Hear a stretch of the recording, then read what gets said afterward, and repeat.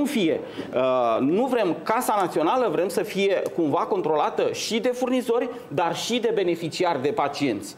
Pentru că sunt foarte multe decizii care se iau împotriva noastră. Iată deciziile legate de medicamente, care au fost luate pe vremea domnului Iceche chiar, care au dus la un buf sau o prăbușire, dacă vreți, al accesului pacientului la medicamente și la investigații paraclinice.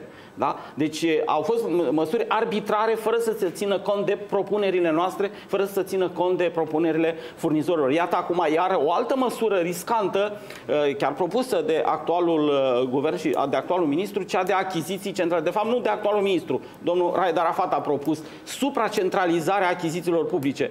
Noi știm foarte bine, ne plimbăm prin spitale și vedem care sunt problemele acolo.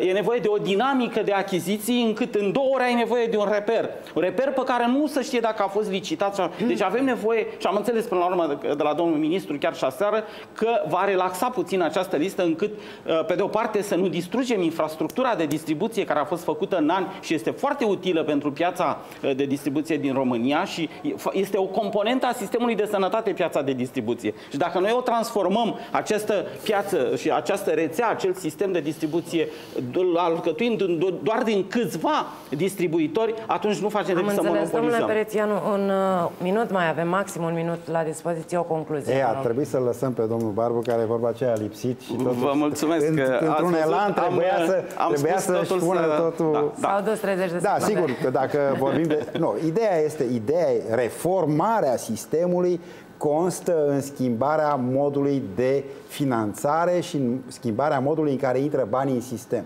În acest moment banii intră în Ministerul de Finanțe, ceea ce nu este bine.